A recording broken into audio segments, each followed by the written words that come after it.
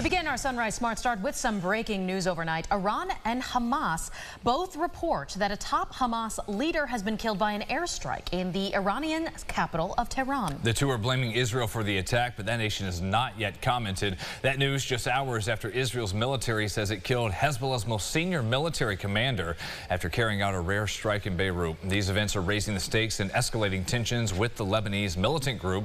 Israeli officials do say the militant commander was behind the deaths of 12 children and teens in a weekend rocket attack on the Israeli-controlled Golan Heights, as well as the deaths of numerous Israeli civilians hit in other attacks.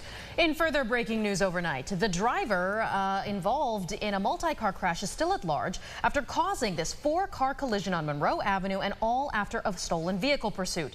Rochester police say it all started when they were on patrol around 7 last night. They witnessed a Hyundai run through a red light and continue down Monroe, so police attempted a traffic stop. Unfortunately, the Hyundai did not stop, kept going through another red light near North Goodman Street, and that caused a 4-car pileup. Police say the driver of that Hyundai ran from the scene, and they later learned the vehicle had been stolen out of Irondequoit. 3 other people had to be rushed to the hospital. They are expected to be okay, but anyone with information on where that Hyundai driver might be, you're asked to call 911. New video in from the scene of a fire at Tony D's on University Avenue here in Rochester. Those calls for the alarm came in just before 4 o'clock. The flames started on the backside of the property, it appears, and the fire department says that was near a designated smoking area. No injuries reported. Sunrise traffic updates 10 minutes to go until 7 o'clock before you head out the door. Main expressways are clear of any slowdowns or backups at this point. Here in the city on the west side, there's a crash still causing some issues at Campbell Street and Saxton Street with drivers trying to get around. Another one South Goodman and South Clinton. We'll check that again coming up at about 7:25. Turning to our other headlines, friends and loved ones are honoring the life of 25-year-old Tayasia Manning, one of the 2 women killed in Sunday's shootout at Maplewood Park in Rochester. Ron Spitzer is here in studio, been following this story. She explains how those who were at a balloon release for the victims are remembering them. Ron. Yeah, guys, Tayasia Manning, known by family as Ty, was described as someone who was funny, always straight to the point, and hardworking. The 25-year-old died after people desperately tried to keep her alive following Sunday night's shooting at the park. Last night, a huge crowd came out to honor her life. Manning's family says it's a testament to how loved she was. Manning was an employee of the city of Rochester, working at the R centers, loved ones emphasizing how hardworking and determined she was.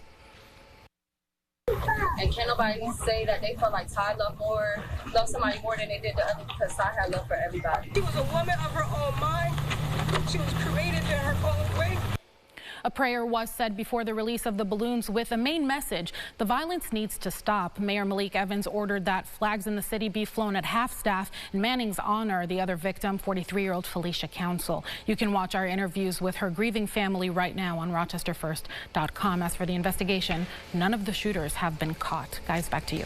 Ron, thank you. A $5,000 reward is now being offered for the information leading to the arrest of the person or maybe people who RPD says intentionally started a fire at a home on Portland Avenue this week. Because of that fire, a 5-year-old boy is in critical condition at the hospital, suffering burns to more than 70% of his body. Early Monday, when that fire first broke out, firefighters found Malachi Staval. We showed him there to you in our graphic there. He was unconscious in the 2nd-story bedroom, taken out of the house through a window. His parents were out of town at the time, and a 19-year-old babysitter had been watching him. We're told that she was not able to make it to him based on the way that the fire was set. She suffered minor smoke inhalation, but she's expected to be okay. That child still recovering. Police say they're following up on several leads, but they need the community's help, and it is too early to speculate on a motive. But you can help by, if any of you neighbors have security cameras, check your video. They may have caught someone in the area at the time of the fire. A 32-year-old man is facing a number of charges as well as traffic violations after RPD says he tried to run over officers yesterday morning on the northeast side of the city. That happened just before 3 o'clock at Joseph Avenue and Vienna Street. While officers were talking to the driver, who they identified as Douglas Moore, they say he took off down Vienna. They tried to follow him, but say Moore hit a dead end, turned around, and sped at the officers instead. One of the officers fired multiple shots at the car. The suspect kept driving and ditched the car, which was found abandoned. All of this happened just 24 hours after young suspects in stolen cars drove at other officers on Nellis Park Monday. Now, the suspect in yesterday's case was arrested hours later, facing numerous charges, as I mentioned. Those include reckless endangerment, aggravated unlicensed operation. He's going to be arraigned at 9:30 this morning.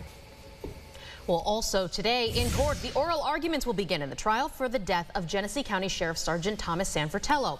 The suspects involved, Michael Elmore, here on your screen now, and Lindsay Wilcox, both of them pled not guilty to all charges. Deputies tell us that back in March, as News 8 reported, the pair who had been causing a disturbance at the Batavia Downs Casino had to be escorted out by Sanfratello.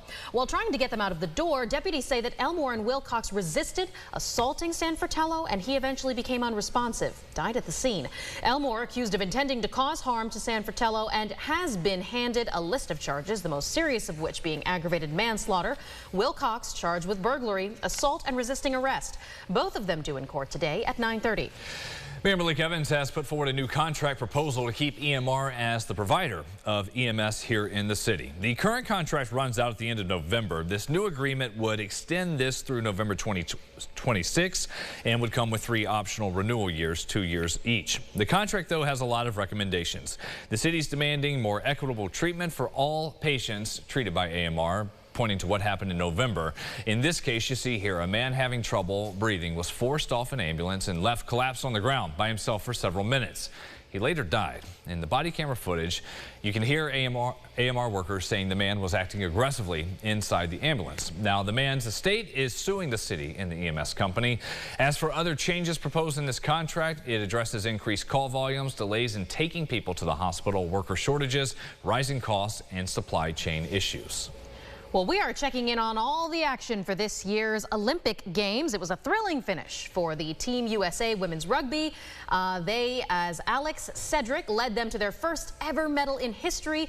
They beat the heavy hitters Australia on the final play in the bronze medal match. And a huge congrats to them, along with this exciting news. For the gymnastics front, Simone Biles once again leading Team USA back to the top. They won gold after she put up a competition high 14.666 on her floor routine, securing that medalist title. The leaderboard right now, Team USA in the lead with total medals, 26, 4 gold, 11 silver, 11 bronze. Host nation France in second place, and China only 4 behind in total, 14 medals there. But Japan still has the most gold at 7. Another day of action from Paris coming up again in the coming hours. All right. So exciting to watch that. We were talking about this the other day. Do we watch the Olympics? I've watched more than I thought I would. You see it? Yeah, just randomly on, just a lot in background, seeing what's going on. Yeah. It's nice all during the day, right? Yes. It's live at 1 o'clock in the afternoon, so you can enjoy it that way as well. We're going outside as well in the afternoon, as that's when we've got those clear skies. Temperatures still likely getting well into the 80s. Rain eventually moves out. Clouds move out really as well. 8-day forecast here. Tomorrow looks pretty good. Upper 80s, maybe near 90, partly cloudy. I really would say mostly sunny. I think it's going to be a nice day there. And then we get busy. So we've got a big storm system coming in Friday and into Saturday. That's really going to be the focus over the next few days, as it does look like widespread showers and thunderstorms. But there's still some dry time. Got to iron out that forecast next few days. Right. Thank you, James. That does it for us here at Sunrise this Wednesday. We'll see you back here at 7:25. Have a great morning. CBS is up next.